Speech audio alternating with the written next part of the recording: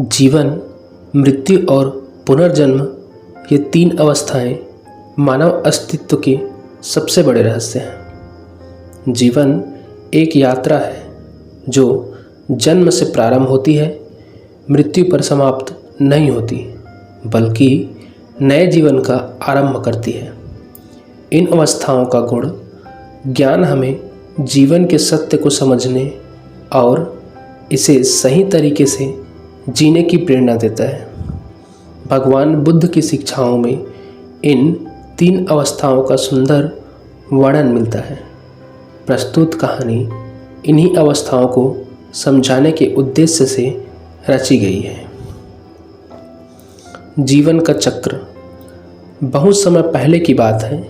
हिमालय की गोद में बसे एक छोटे से गांव में अरुण नाम का एक युवक रहता था।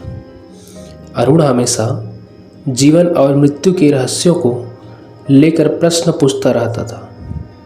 वह सोचता, हम क्यों जन्म लेते हैं?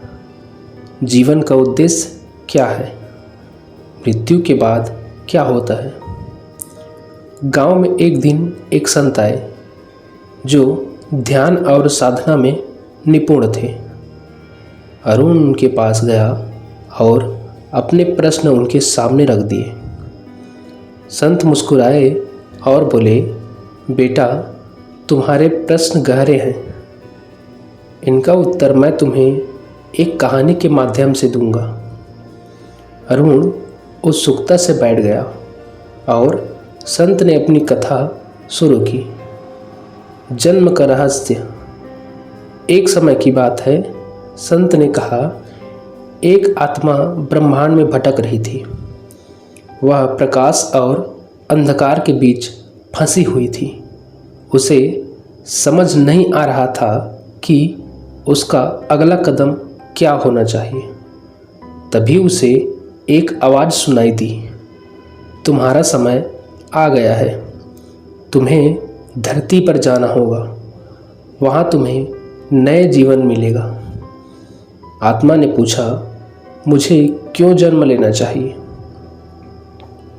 आवाज़ ने उत्तर दिया, जन्म लेना इसलिए आवश्यक है क्योंकि यह तुम्हें कर्मों का अनुभव करने और अपनी आत्मा को शुद्ध करने का अवसर देता है। हर आत्मा का उद्देश्य अनुभव और सीखना है। इस प्रकार आत्मा ने एक नवजात शिशु के रूप में धरती पर जन्म लिया। उस शिशु ने रोते हुए दुनिया में पहला कदम रखा। रोना उसके संघर्ष और नए जीवन के स्वागत का प्रतीक था। वह धीरे धीरे बड़ा हुआ, नए नए अनुभव किए और जीवन का अर्थ समझने लगा। जीवन का उद्देश्य। संत ने आगे कहा, जन्म लेने के बाद जीवन का सबसे महत्वपूर्ण पहलू है जीना। लेकिन जीना केवल सांस लेने का नाम नहीं है। जीवन का अर्थ है प्रेम करना, सेवा करना और सीखना। वह आत्मा जिसने शिशु के रूप में जन्म लिया था, अब वह एक युवक बन चुका था। उसने दुनिया देखी, रिश्तों का महत्व समझा और सुख दुख दोनों का अनुभव किया। लेकिन उसके मन में एक प्रश्न हमेशा रहता था, मैं यहाँ क्यों हूँ? एक दिन वह विद्वान से मिले जिसने उसे सिखाया, जीवन का उद्देश्य अपने कर्मों को सुधारना और आत्मा को शुद्ध करना है। अच्छे कर्म तुम्हें शांति देंगे और तुम्हारा मार्ग प्रशस्त करेंगे। जीवन एक अवसर है जिसे हमें सद्भावना और सत्कर्म से भरना चाहिए। युवा ने विद्वान की बातें समझी और अपने जीवन को अच्छे कर्मों और सेवा के लिए समर्पित कर दिया। मृत्यु का सत्य। अरुण ने बीच में पूछा, संत जी, लेकिन मृत्यु का क्या अर्थ है? क्या सब कुछ मृत्यु पर समाप्त हो जाता है? संत ने मुस्कुराते हुए कहा, नहीं पुत्र, मृत्यु अंत नहीं है, यह केवल एक बदलाव है। उन्होंने कहानी को आगे बढ़ाया। वह आत्मा जिसने एक जीवन जिया था अब वृद्ध हो चुकी थी। उसके शरीर ने थकान महसूस की और वह जान गई कि उसका समय आ गया है। एक दिन वह शांति से लेटी और अपनी आंखें मूंद ली। उसके आसपास के लोग रो रहे थे, लेकिन आत्मा मुस्कुरा रही थी। आत्मा ने शरीर को छोड़ दिया और एक बार फिर ब्रह्मांड में वापस लौट आई। उसने सोचा, क्या मेरा सफ़र समाप्त हो गया? तभी वही आवाज़ उसे फिर सुनाई दी, मृत्यु अंत नहीं है, यह केवल एक बदलाव है। तुम्हारा अगला जन्म तुम्हारे कर्मों पर निर्भर करेगा। जो कर्म तुमने किए हैं वे ही तुम्हारा भविष्य तय करेंगे। आत्मा ने महसूस किया कि जीवन और मृत्यु केवल दो पड़ाव हैं।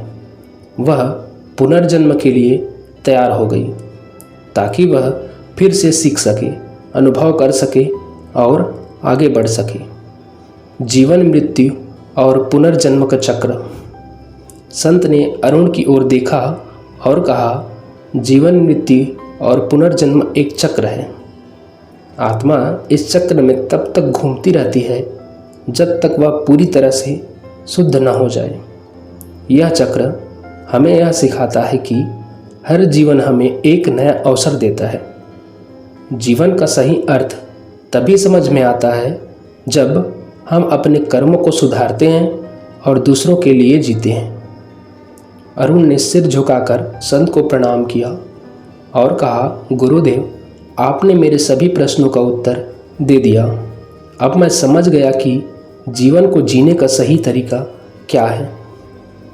दोस्तों, इस कहानी से हमें जीवन, मृत्यु और पुनर्जन्म की गहराई को समझने में मदद मिलती है।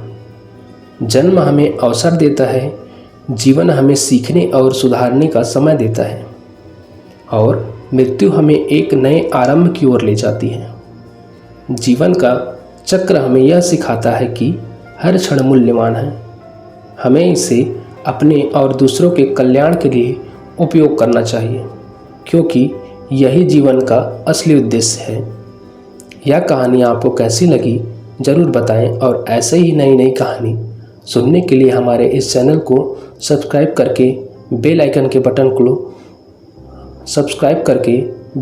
बटन को प्रेस कर दें, ताकि हम जब भी कोई नया वीडियो लाएं तो उसका नोटिफिकेशन सबसे पहले आप तक पहुंच जाए। वीडियो को अंत तक देखने के लिए धन्यवाद।